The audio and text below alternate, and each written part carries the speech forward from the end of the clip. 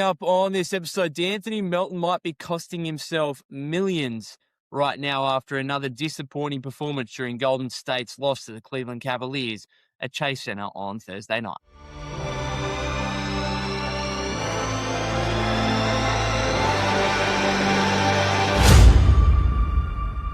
Welcome back to the Golden State with Mates podcast. Happy Easter to those of you that celebrate. It's Good Friday for those of you in America, Easter Saturday for me, and of course Easter Sunday tomorrow for me. So hope everyone has a great weekend. Obviously, we're coming off a couple of disappointing but not surprising losses for the Warriors in their back-to-back against the San Antonio Spurs and Cleveland Cavaliers on Wednesday and Thursday night. They suffered the 127-114 defeat to the Spurs, where Wemby just did whatever he bloody wanted to, really. He could have gone for 50 and 25. What did he end up with? 41 and 18 in less than 29 minutes or something like that. A shout out to some of the lesser lights of the Warriors who had to play huge minutes as Golden State essentially decided to tank that game and say, well, we're not going to win this one anyway, so let's basically leave it all on the line for the game on Thursday against the Cavaliers. Let's make sure everyone's available for that one, or everyone that's not injured, I suppose, at the moment is available for that one. And to be honest, the fact they got within 13 of the Spurs probably was a good result in the end. It could have been a lot worse than that. Again, a pretty admirable result considering the talent differential of the two teams. Shout out Nate Williams, played 46 and a half minutes in that game, had 18 points, just the constant energy and hustle to play that many minutes and to continue doing so throughout the game, I thought was very impressive. Omer Yurtseven, who has now been relinquished, I suppose, by the Warriors. He's parted ways with the team, was reported by Danny Emmerman of the San Francisco Standard after Thursday's game that he was seen saying goodbye to teammates in the locker room. So fair to say that his 2 10-day contracts with the Warriors will finish up there, and we won't see him get another deal with the franchise moving forward here. But he had a pretty big game. I think he had 17 points, 8 rebounds, 4 assists against the Spurs. So it just goes to show you where the Warriors were at in the state of their rotation, essentially. But they did get some guys back yesterday against the Cavs. That was a disappointing result because they led by 4. They had the momentum in the fourth quarter. Guy Santos played an excellent game, so did BP. Kristaps missed all 5 of his threes, but was back out on the floor and looked reasonable again. 16.7 rebounds. It's a pretty good Draymond game, to be honest. What do you have, like 8 points, 9 rebounds, 9 assists, or something like that? So the Warriors played fairly well against a pretty good team, and they probably, in a different world, they should have been able to close that one out. But unfortunately, they didn't. Suffer a 118-111 defeat. And ultimately, you shoot less than 44% from the field, and I think less than 28% from three-point range. It's going to be hard to win a game. And another major culprit of that was D'Anthony Melton, who admirably is playing through injury right now. Steve Kerr spoke about that after the loss to Denver last week, saying that I think the thumb or the wrist or something like that of D'Anthony Melton is quite banged up and that they need to kind of get him right. He did rest, obviously, on the first night of the back-to-back against the Spurs, but came back out against the Cavs and was pretty underwhelming again and pretty disappointing again. And while it's admirable that he is playing through injury and the Warriors do need as many men as they can get right now, I should also give a shout out to Malavai Leones, who had to shoot free throws left-handed because his right wrist is banged up as well, and the sprain there meant that he was shooting free throws left-handed against the Spurs on Wednesday night. Had to play like half an hour and couldn't do anything with his right hand. Kind of the state of the Warriors right now, and again, admirable for Leones to do that. Admirable for Melton to be doing that as he prepares, particularly as he prepares for free agency. And I think if I was Melton and if I was the Warriors, I don't know if there's a case here where you could have a couple of games off or like a few days off or maybe a week off, and how much it would actually improve. But it feels right now like Melton's costing himself in free agency, and he's also costing the Warriors wins. You could argue. Like, yes, if D'Anthony Melton doesn't play in yesterday's game, do the Warriors win? Potentially. He has 5 points, shoots 2 of 12 from the floor his recent games have been pretty, like the last 4 games here, he's 0, 14, 0, and 5 points on 7 of 35 shooting from the floor. Right.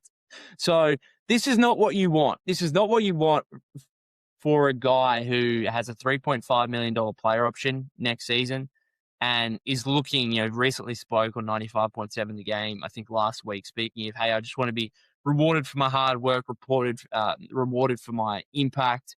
And I understand that. I appreciate that. There's absolutely, like, I am not going to begrudge De'Anthony Melton heading out into French, opting out of that player option and going, trying to get as much money as he can. He absolutely deserves that.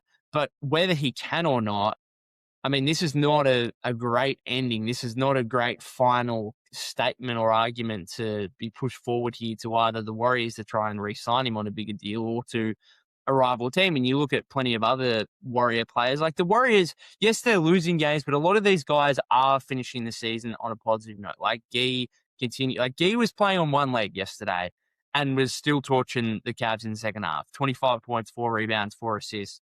It was absolutely fantastic. Hit a couple of threes. Like playing on one leg, but still playing terrifically well. Not really impacting him, at least offensively, maybe a bit more so defensively. Pods, I know Pods gets a lot of criticism, but even the Pods haters right now would have to say, like, this dude's playing well, right? I think he's got 20 points in 5 of his last 6 games, and the one he didn't get 20 points was against the Spurs on Wednesday night when he had 14 points in 17 minutes, and they just rested him for the entire fourth quarter. Barely played, essentially, throughout that game.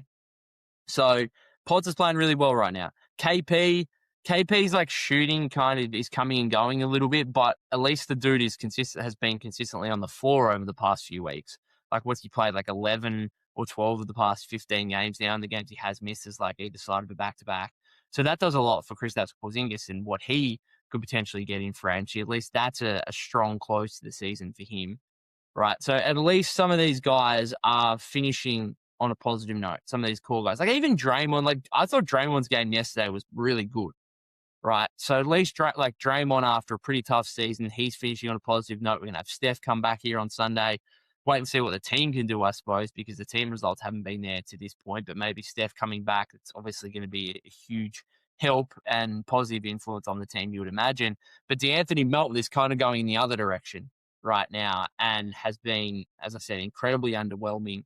And I just wonder, particularly with Steph back on Sunday against the Rockets, like, do you tell Melton, like, just have a week off, like have a few games, maybe come back, there's 6 games left in the regular season, maybe like just have 3 games off.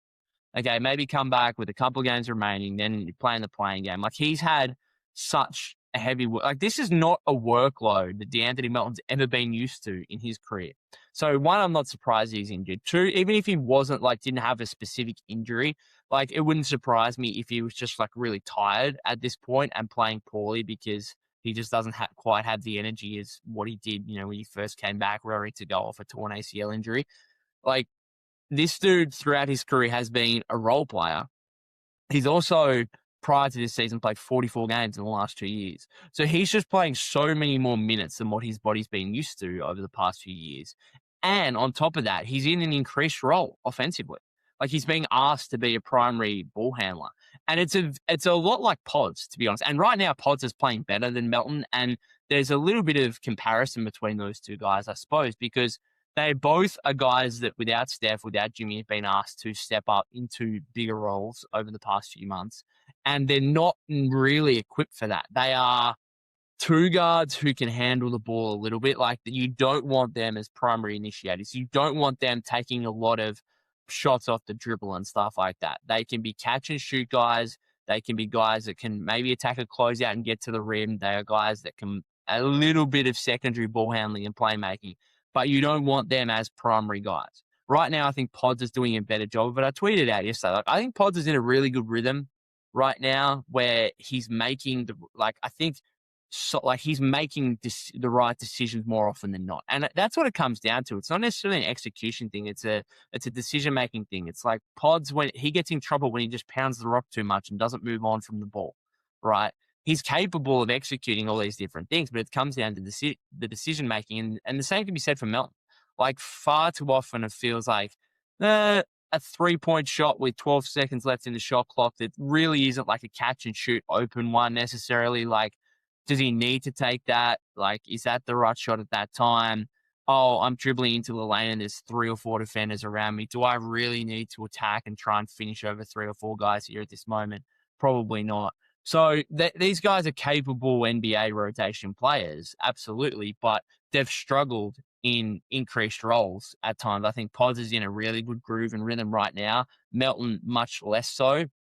And you have to look forward here as to like what the Warriors are going to do with these two guys, because Pods is extension eligible, obviously, off his rookie contract. I would think that even if we don't see a rookie extension, the Pods will still be on the team next season because a $5.7 million deal for him, regardless of what you want to say about him. I honestly don't. You can be the biggest Pods hater in the world. I just don't think you can argue that having him on at $5.7 million next season, you can't say that's bad value. That's good value for a guy that can play at least 20 minutes in a rotation. He's playing really well right now with increased opportunity, sure, but it has also shown that he is capable of playing alongside star players. There's no doubt about that. And then for Melton, like probably going to opt out as the player option. Is probably going to be looking for $12 to $15 million. But what's the state of free agency going to be like? Is he going to be a guy that can get the non-taxpayer mid-level exception again around that $14, $15 million mark? If the Warriors get Draymond Green to opt out and take a little bit less, if they can re-sign Kristaps Porzingis, which I think is definitely going to be the priority over Melton, is that going to then lend itself to being able to give Melton that kind of money? Potentially, they might open up their non-taxpayer MLE and they might have that to use on Melton. Will they actually choose to use it on Melton is a different story. Maybe they would prefer to break it up and use it on multiple different rotation players. Maybe they're trying to get LeBron James on the non-taxpayer MLE. Maybe it's Kawhi Leonard has his contract terminated and they're going after him on the non-taxpayer MLE. I'm not sure DeAnthony Melton will necessarily even be 1A priority, even if the Warriors do have access to that. So do they need DeAnthony Melton and Pods and, some of these guys that are going to come back next season? Like, I think Melton is probably, I don't mind him as a starting two guard next to Steph. As much as he's been disappointing over these recent weeks here, I think, again, that comes down to, one, the injury, and two, just the role. Is he's not suited for this role. I still think from the very limited minutes that we've seen that he's a perfect kind of backcourt sidekick to Steph. But at the same time, it's like, do you pay $14, $15 million for that? Or is he better off in a six-man role? And then how does that work with Pods, right? These Pods like the six-man. So there are so many question marks for the Warriors heading into French in the offseason, but DeAnthony Melton right now could be costing himself literally millions of dollars, because it's not just about the annual salary. It's like, it's also the years on this guy. And it's like, well, this is the first season in a few that he's really played significant minutes and significant games. Are we going to be, like, a team's going to be lining up to give him 3 years, 45? Right? Or 4 years, 60. I just don't think that's necessarily going to be the case. Maybe it's 2. Maybe it's 2 years, 28 to 30, something around that mark, potentially. Again, whether that's the Warriors are not giving him that, we'll wait and see. But I'm not particularly sure that a team's going to be screaming and crying out to give him 3 or 4 year contract. And again, I don't think there's necessarily a world in which he gets more. I don't think he gets more than the non-taxpayer MLE. I'd be very surprised if that was the case. And so the Warriors, I think, will have access to potentially re-signing him. Again, if they can get Draymond to opt out and take a little bit less, and Porzingis comes back on around 18 to 20-ish million dollars per year. Again, the contract length for KP is going to be interesting. Maybe it's a 1+1 or something like that. But again, as admirable as it is, DeAnthony Melton is willing to take to the floor for the Warriors right now. I actually think it might be best for both parties if, again, you just say, all right, just take 3 games off. We've got Steph back now. Maybe just take 3 games off, come back. Hopefully the thumb issue or whatever else can be a little bit healthier, I suppose, be healed a little bit in the next week or so. Because otherwise, again, right now, like you're hurting the team. Like he can't shoot really. Like again, he's 7 of 35 from the floor in the last 4 games. He can't really, like, it feels like his handle's looser. I don't think he has a great handle necessarily to begin with, but like right now, he's 15 turnovers to 14 assists in the past 4 games. He's minus 80 on the floor in his last 7 games. So again, like he's proving costly to the Warriors. I actually think they win that game yesterday if DeAnthony Melton doesn't play. And this sounds really harsh, but it's just the truth right now, it must be said. And I like people might take this as, oh, I don't like DeAnthony Melton. I think he's a really good role player. I really do. Like he was having big stretches throughout December and January where he was really like, you look at the plus minus numbers like before the trade deadline. Like he was he was like a plus 200 and the next guy was like a plus 80. Like he was double the plus minus of any other player. Okay. I think this guy's a really impactful piece on winning. I think he's got a pretty flexible and versatile skill set that, again, helps him to impact on both ends of the floor. He can rebound a little bit for a guard. Again, secondary ball handling and playmaking. The shooting numbers just haven't been there, but I still kind of, again, in the right role, I believe in him as like at least a league average 3-point shooter. So I like this guy. Okay, I've done podcasts previously where I've spoken about the need for the Warriors to lock this guy up for multiple years because, again, he's only 27 years old. We're not talking about a guy that's 35. We're talking about a guy that's 27. And that's why if I was a team, if I was the Warriors or another team looking at him in free agency, I would buy into that and be saying, well, I can disregard this last 6 weeks of production and the lack of impact and the turnovers and the poor shooting numbers and stuff like that. I can kind of disregard that a little bit. One, because he's blatantly injured right now. And two, as I said before, his body just hasn't been used to this amount of minutes and games in a season for quite a few years. And therefore, I'm buying into the fact that he's 27 years old. He should be still coming into the prime of his career, still should get better. And if I put him in the right role, in the right situation, then things could work out perfectly. Right? So I'm not a DeAnthony Melton hater by any means. I really, really like DeAnthony Melton. I do hope there's a way the Warriors can re-sign him. I'm kind of, I feel like the Warriors are going to be trying to swing bigger again by trying to get LeBron on the non-taxpayer MLE or making a trade or just doing something.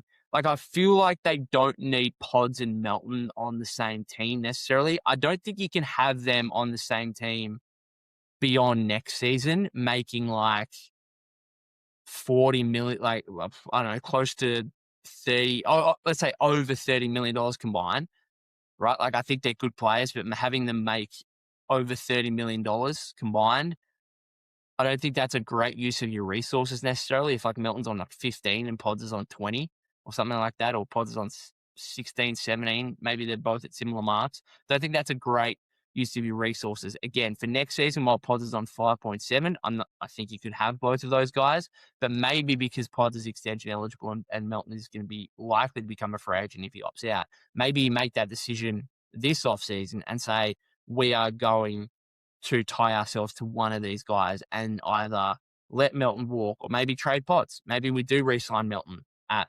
the non-taxpayer MLE and then we see what we can get from Pods in a trade because we know we can't really afford to re-sign him as a restricted free agent. So let's get something now. I don't know. Right now, based on recent play, you would definitely be taking Pods over Melton. I don't think there's any doubt about that. But you also have to zoom out and look at the bigger picture and say, well, there was stretches in December and January where Melton was a better player than Pods as well.